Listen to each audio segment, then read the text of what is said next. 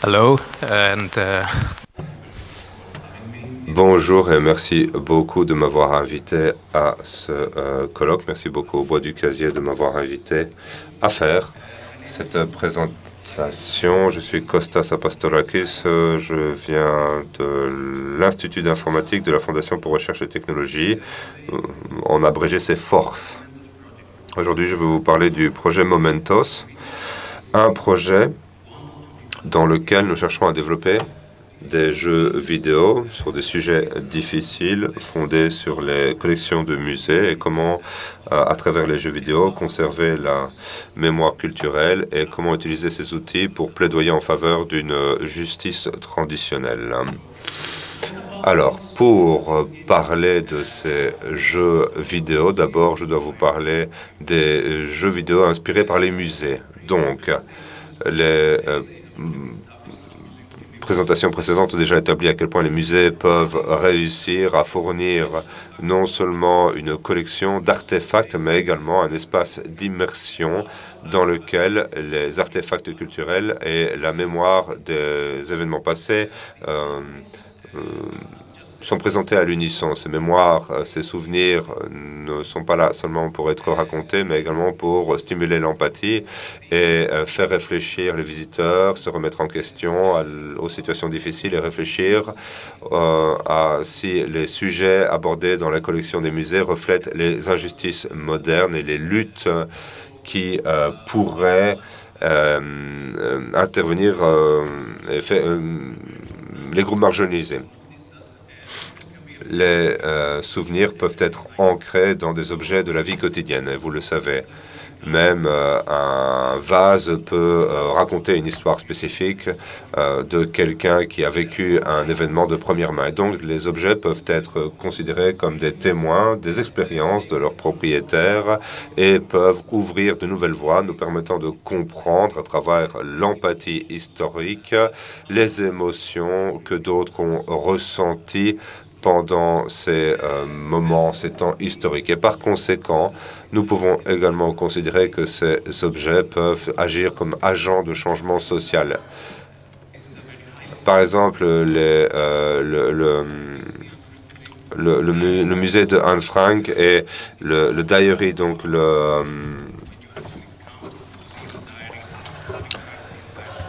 journal, son journal, c'est vraiment la conclusion de la visite. Alors, les jeux vidéo.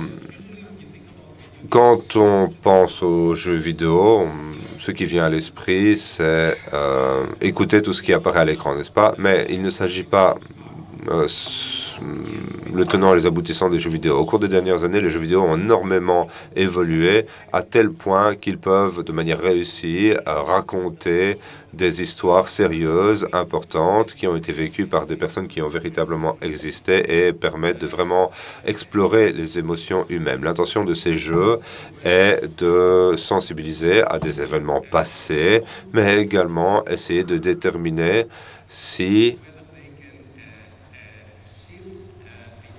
elles peuvent changer l'attitude des gens sur des histoires plutôt contestées. Alors, ce qu'ils font, c'est l'exploration consciente de différents sujets, pas seulement des actions spécifiques, mais des moments spécifiques, mais essayer d'explorer des sujets tels que faire face à une perte, la perte d'un être cher ou une guerre, etc. Les jeux vidéo, en fait, peuvent créer une affection pour des lieux spécifiques. Donc, même quand vous n'avez jamais visité un lieu spécifique par le passé, le simple fait d'avoir joué à un jeu qui se passe à cet endroit, cela crée un lien entre vous et ce lieu. Et ensuite, quand vous revisitez plus tard dans votre vie ce lieu, eh bien, vous allez vous rappeler des choses que vous avez faites dans le cadre du jeu vidéo. Il y a certains exemples de jeux vidéo qui traitent de ce type de concept mûr. En haut à gauche, il y a Gone Home, rentrer à la maison, ça veut dire.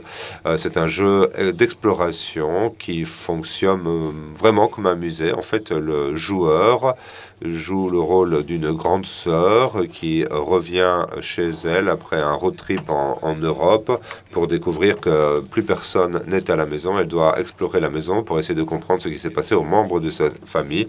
Et alors, petit à petit, elle découvre, en trouvant des objets, des notes, des artefacts ci et là, elle se rend compte que sa petite sœur est homosexuelle et elle comprend les difficultés qu'elle a vécues, sa petite sœur, quand elle a compris qu'elle était homosexuelle, les conflits, l'anxiété vis-à-vis de ses parents, car c'est un jeu vidéo qui a lieu au début des années 90, époque à laquelle l'homosexualité était un sujet encore un peu tabou, et cela atteint à des conclusions très profondes. Je recommande vraiment de jouer à ce jeu.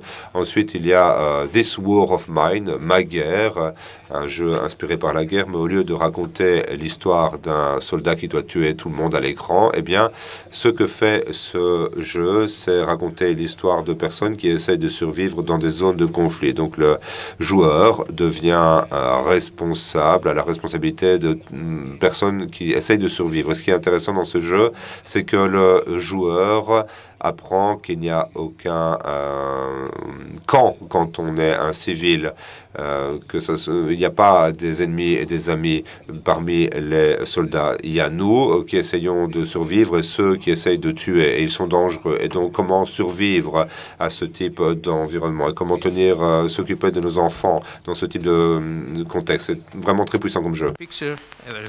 Et finalement, il y a aussi Attentat 1942 qui parle des gens qui ont traversé des crises, et dans ce jeu, le joueur est un investigateur et ils peuvent interviewer les gens pour mieux comprendre comment les gens vivaient, comment ils s'attaquaient aux problèmes.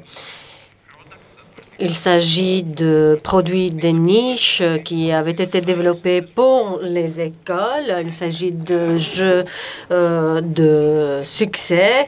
Et vous pouvez voir que le médium est vraiment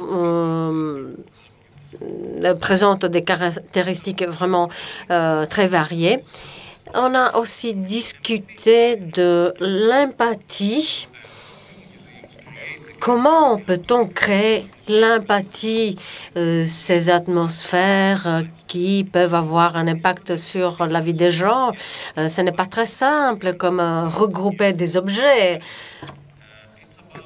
Il s'agit de développer une narration autour de ce concept, comment introduire les personnages dans l'histoire, quel type d'histoire va-t-on créer, le contexte, comment expliquer leur comportement et comment introduire les différentes perspectives. Si on veut avoir un jeu sur le système des prisons, il faut parler des gardiens, quel type de point de vue veut-on introduire pour pouvoir permettre la compréhension des joueurs, et puis aussi la disposition des différents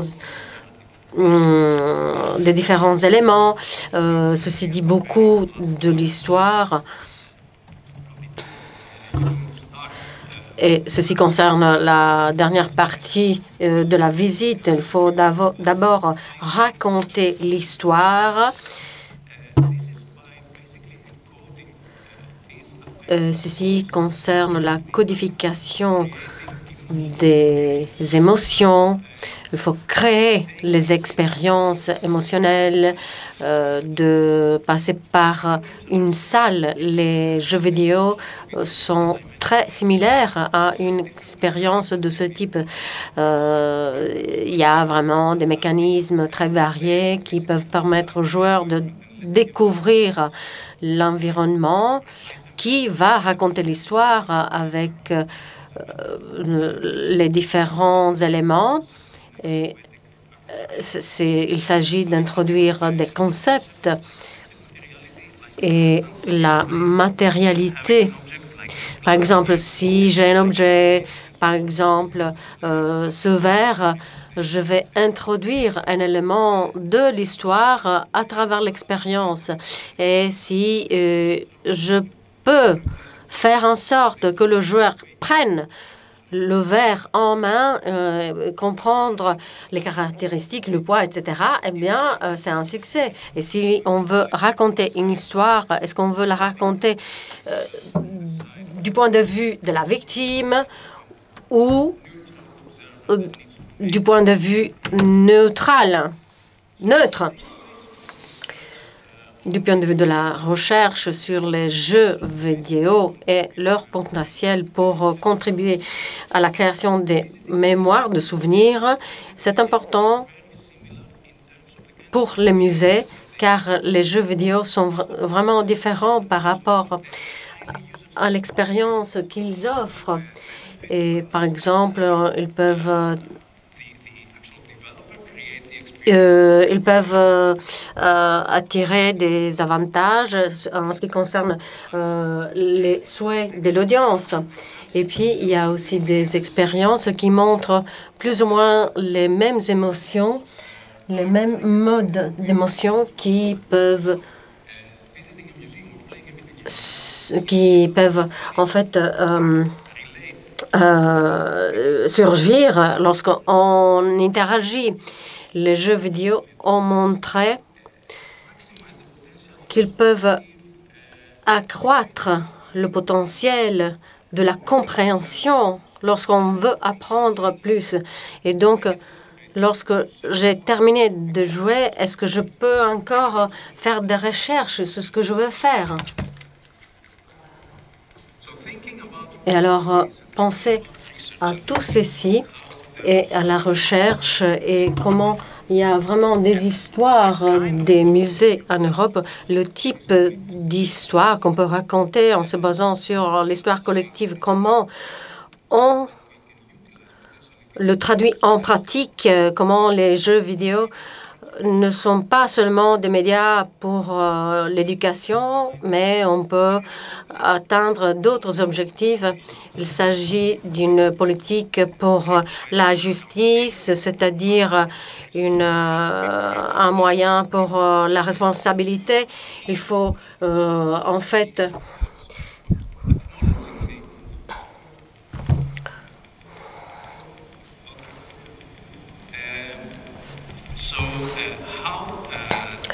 Je disais donc, comment peut-on utiliser ce concept et éviter que le joueur ou le visiteur ait le souhait d'aller quelque part parce qu'ils ne peuvent pas, par exemple, pendant la pandémie, mais comment peut-on faire en sorte que ça puisse se faire parce qu'ils veulent jouer et ils sont éduqués, mais ils peuvent comprendre même sans avoir une éducation, une instruction. Et aujourd'hui, actuellement, il n'y a pas d'exemple de jeux vidéo qui sont utilisés de cette façon. Ils n'ont pas été étudiés de cette manière et le potentiel de jeux vidéo en tant que moteur pour le changement, c'est nouveau. C'est ce dont on a besoin. On a besoin d'experts qui puissent travailler pour l'étude des mémoires. Il faut voir comment l'empathie peut être créée, comment la discipline peut être utilisée et on peut transformer l'expérience d'un musée qui peut vraiment être utilisé pour l'apprentissage. Ceci veut dire qu'on doit faire des comparaisons entre le design des musées et les jeux vidéo. Ceci va nous permettre d'adapter les philosophies, les stratégies pour les musées pour créer ce type d'expérience de jeu. Voilà ce qu'on veut faire avec le projet Mementos. C'est un projet européen de 3 ans qui a commencé en octobre et qui veut créer ce type de plateforme collaborative entre les musées et les développeurs, les créateurs de jeux vidéo. Nous comprenons que les musées peuvent élargir et atteindre des audiences différentes, même à échelle globale.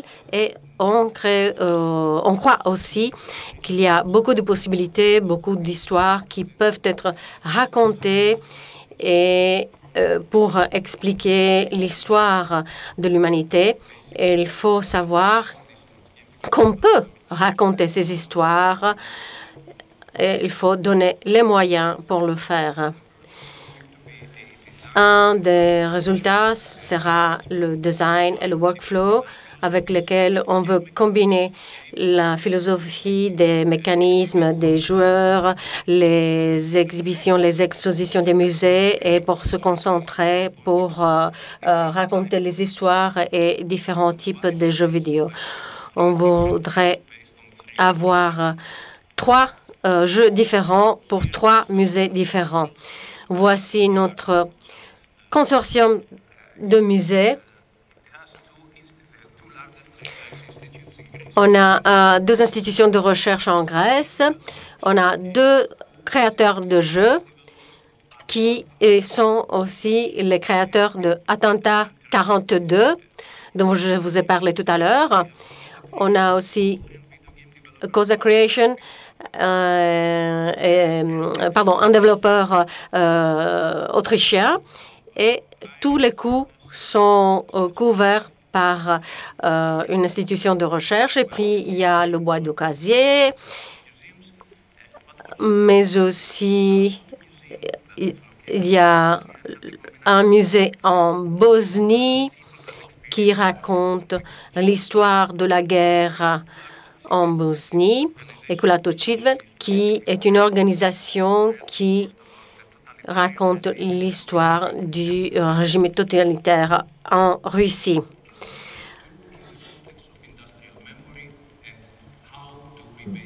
Alors, que peut faire le projet pour faire en sorte que cette histoire soit racontée?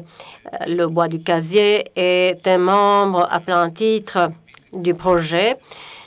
On va le voir, on va faire la visite, le tour de ce musée. Il s'agit d'un site industriel et il s'occupe du thème de la catastrophe de Marcinelle, où il y avait eu 260 morts, la plupart italiens. Il s'agissait de migrants italiens. Le bois du casier essaie de stimuler la réflexion sur les coûts de ce type de tragédie. Le projet va essayer de comprendre non seulement l'histoire industrielle ou la tragédie, mais comment ces sujets sont utilisés par le musée Bois du Casier pour apprendre des leçons différentes. Par exemple, pour quelles raisons les gens se déplacent d'un pays à l'autre pour aller travailler, quelles sont les raisons de la migration ou du travail des enfants. Alors, le Bois du Casier a été l'inspiration pour les créateurs de jeux avec lesquels nous collaborons. Cosa Creation est une société qui a une grande expérience pour la création de jeux vidéo. Ils essaient de créer des vidéos pour lancer des défis. Et ici, il y a 2 exemples. On the left side, we have Pathfinder, an autobiographical game about a Syrian game designer who tried to leave Syria during the conflict. Donc voilà, qui ont essayé de quitter la Syrie pendant le conflit. Alors finalement, ils sont parvenus à quitter le pays.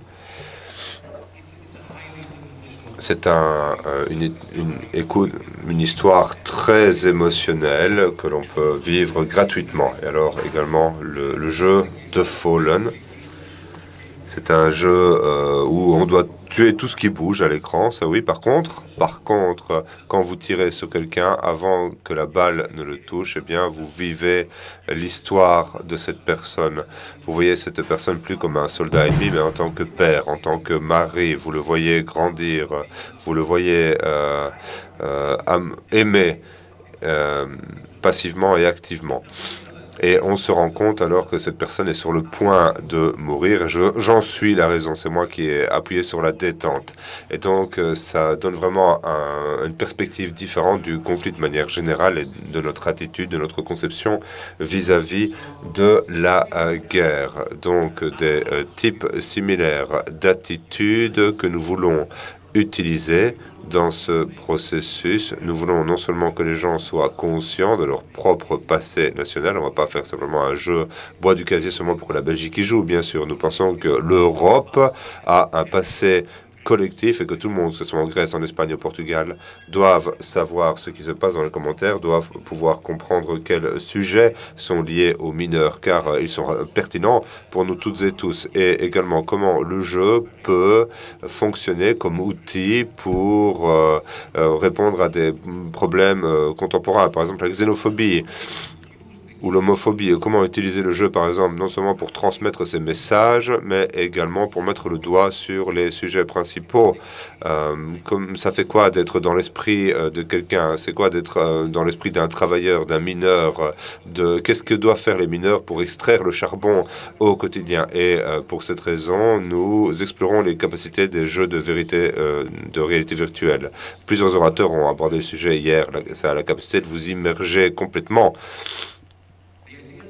Et l'idée, donc, du projet est non seulement de magnifier les faits, mais également de renforcer, de soutenir le statut emblématique du bois de casier, de sensibiliser chacun en Europe à ce sujet. Voilà, merci beaucoup.